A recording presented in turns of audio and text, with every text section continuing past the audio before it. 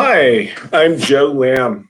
Sorry that I'm a little late. Had some issues signing on through BeLive, but I'm here now. Welcome. This is our cardiovascular health series, and today we're going to be focusing on nutritional strategies for cardiovascular health. And specifically, what we're going to be talking about our food plans. You know, what do we eat to maintain good cardiovascular and cardiometabolic health? This is the second in our 5-part series. Normally, we would be back next Monday for our third one, but we're taking a gap next Monday and we'll be pushing it out for 2 weeks. In 2 weeks, we'll be specifically talking about nutritional and botanical support, nutritional supplement and botanical support for cardiovascular health. So, what do we think about when we're talking about good nutrition?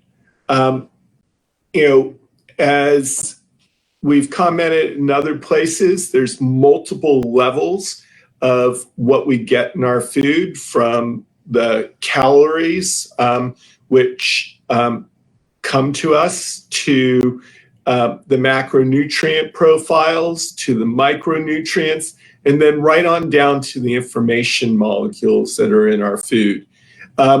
At a caloric place, most of us need, well, all of us need energy to get through the day. We have our basic metabolic rate, which is if we're just sitting there doing nothing, how much energy do we need? We need energy to drive basic functions like our heart beating, our brain functioning, our lungs moving, our kidneys working. We need basic energy to generate heat so that we don't get cold. And then, we need energy to do the little things that we do. And then we need energy, for doing more, for exercising.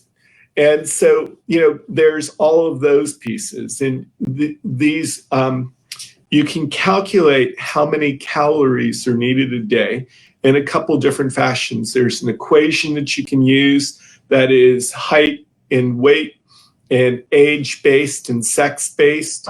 There, you can use machines like body impedance analysis and get an idea about body composition and base metabolic rate that way. There are a number of ways that we can go about and kind of calculate, how much energy we need. As a general rule, we need enough energy to get us through the day, and maybe a little bit extra in case tomorrow's going to be a worse day than today was. Classically, and for a long time, when we've talked about weight loss, we've talked all about the dominance of the calorie model. So basically, calories taken in versus calories expended.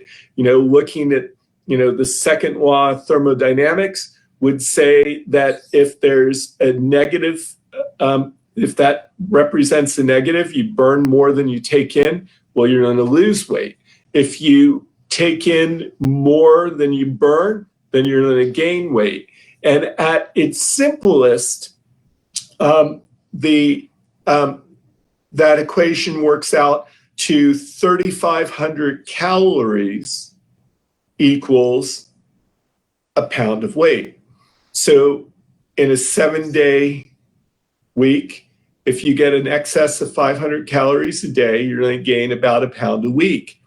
To kind of get a sense of how dramatic this can be, if you eat just 2 of those little bite-sized candies, that, the individually wrapped bite-sized candy, that people put on the jars at offices and on their desks and on coffee tables at home, 2 of those every day for a year for the average person. If they've added that on to what they've been eating, they will gain 5 pounds in a year.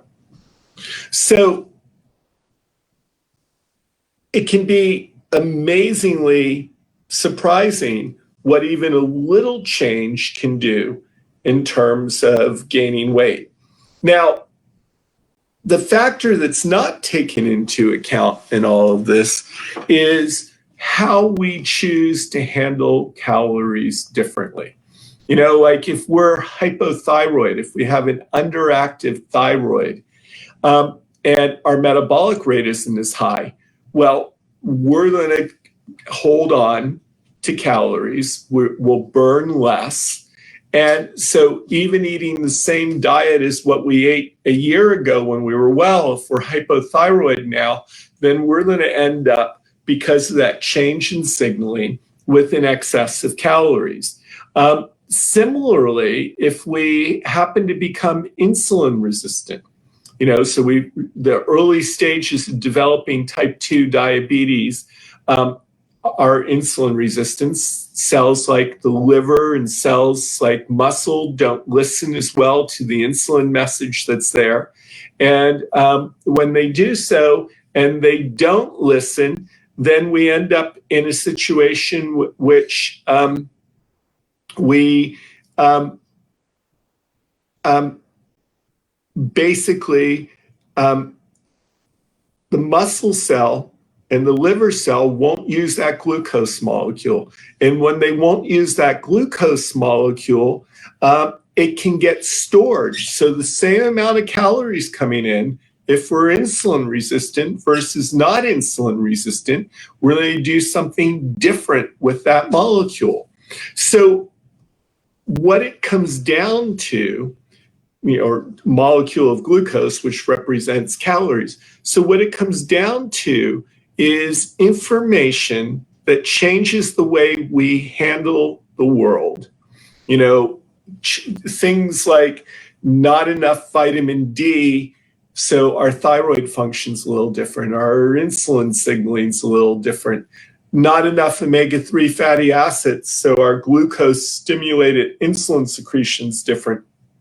We're going to do different things to handle the energy that we come in. And so, you know, if we have inflammation and the body is recognizing today as a bad day, we're going to hold on to those calories because we want to guard against tomorrow being a bad day. The whole concept of storing calories when we have a bad day is because for most of evolutionary history, we didn't have days with too many calories. We had days with not enough. If you're hunkered down and it's the winter and you're in a cave and it's snowed and you can't get outside and there's nothing out there even when you do go out because all the plants are dormant and the animals are all hunkered down and you're hungry, it's a bad day. And so tomorrow may be worse. So what do we burn? Do we hold on to fat, which is a great storage mechanism, and maybe burn muscles since we're not using it to be out and about? You know, it's, you know, all of these messages, you want to be able to use fewer calories in order not to burn the muscle, not to burn your fat reserves or not burn as much of them. And so you slow down your metabolic rate. Maybe you generate a little less heat. Maybe you, do a little less shivering. You know, all of this taking place so that we get through the day. Now, a lot of the ways we judge whether yesterday was a good day or a bad day is on those information molecules. Like, you know, we talked about vitamin D as being the sun molecule, i.e. we convert cholesterol to vitamin D in our skin. When we make that vitamin D, or when we eat that vitamin D, it makes us better prepared, kind of signals that it's summer, signals that it's nice outside, signals that we'll probably be able to find something to eat when we're outside, and signals that we should burn some energy. Doing that we'll have a different physiology during the summer than we would during the winter. You know, our problem is that for so many of us who are vitamin D deficient, and we're vitamin D deficient all year long, in that vitamin D deficiency, what happens to us is we end up sending messages that say it's time to hunker down. But whereas our ancestors, when they hunkered down, they weren't getting enough calories, we can be vitamin D deficient and be getting enough excess calories from eating kinds of foods that we shouldn't eat. So we have a caloric excess and an insufficiency of the energy of the messaging molecules, whether it's fish oil, whether it's vitamin D, whether it's some plant nutrients, you know, the phytonutrients from plants, you know, the signals that we get that it's springtime when we eat greens. All of these messages tell our bodies to work in different ways.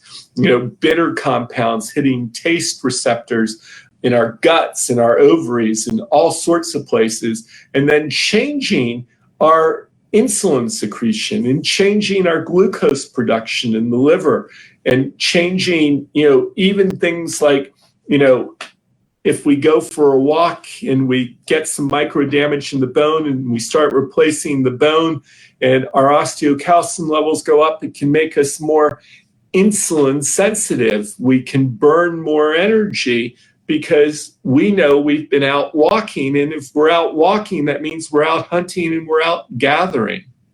So at a macronutrient level, calories, not the final word on whether we gain or lose weight, but plays an important part to match our calories to what we need.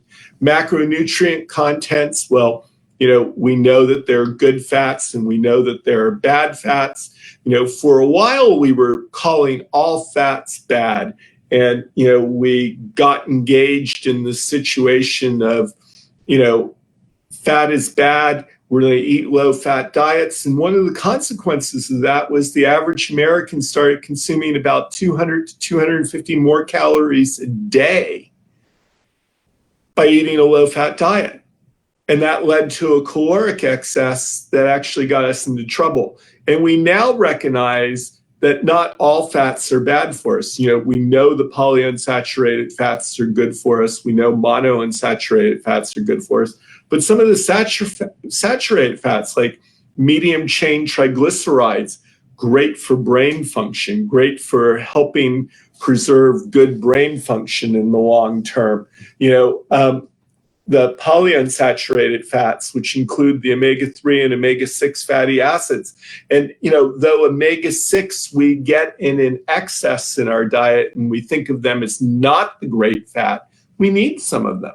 We need the right proportion. Our hunter-gatherer ancestors had a ratio of omega-6 to omega-3 that was probably about 3 to 1, 4 to 1. Well, that ratio now has gotten, you know, if you're eating the standard American diet, to be 30 to 40 to 1. And if you're kind of doing okay eating, you know, the food pyramid, and you may actually, depending on the sources of your food, you may actually be, you know, at 20 to 1, 10 to 1. But we want to be 3 to 4 to 1, omega-6 to omega-3. Part of the reason it's changed is because of what we feed the animals that we eat. You know, animals, livestock that gets fed a lot of corn, corn's rich in omega-6, not in omega-3. So they're high in omega-6. So grass-fed beef and grass-fed butter is considered good for us because they have more omega-3s in it, because there's more omega-3 in the grasses, so the foods that we eat. You know, you may see eggs that have been said that they're, you know, DHA, rich in DHA, which is one of the omega-3 fatty acids. That's because they're feeding those chickens some flax and reducing the amount of corn that they get. So it's all a matter of proportion. You know, interestingly enough, the, you know, EPA, DHA, important for reducing inflammation, important for heart health, important for brain production, really important for pregnant women to have enough to build the brains of their babies. But, DHA has specific cardiac benefits, helps lower blood pressure, helps EPA, DHA help increase LDL particle number. So reducing the particle size, reducing the atherogenic potential, the plaque forming potential that's present. DHA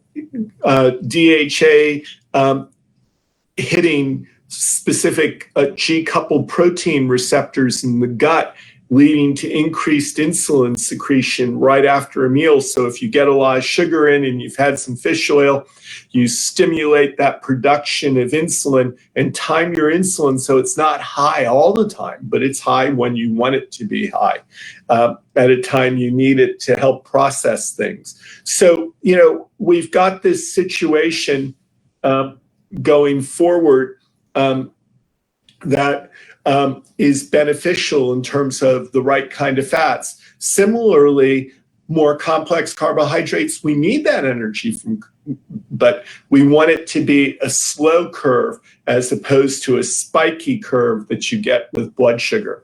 And then, similarly, we have the situation in which proteins, like, are they a complete protein? Like, do they have the branched chain amino acids in them? Are they going to help us build protein, or are they not going to be as good for us in that regard? And so that's why if you're having a pea or rice-based protein shake, you want to look to see that it's had branched chain amino acids added to it in order to make a difference. So the macronutrient content, the micronutrient content, is there enough selenium? Is there enough zinc? Is there enough iodine? Actually, is there enough salt? I mean, these days, a lot of us don't have salt. We don't get enough iodine, and we have nutritional deficiencies. Most of us are deficient in zinc. Most of us are deficient in selenium. Most of us are deficient in vitamin D. Vegetarians, particularly eating a vegan diet, heart healthy, right up until the fact that you don't have enough B12. Are we getting methylated forms of the B vitamins? Are we getting enough vegetables? All things that we can be doing. Information molecules, plant molecules, from the cruciferous vegetables that help us with detox, for example. So all of these pieces, you look at it and you find a place to be. And then it comes to diets, and we talk specifically about which diets are helpful. And that we're going to talk about in our next session upcoming. We're going to talk about the benefits of a ketogenic diet. We're going to talk about the benefits of a high protein, high phytonutrient diet. And we're going to talk about the benefits of a low glycemic load diet. So thanks a lot for hanging out with me a little bit today, and we'll see you in 2 weeks.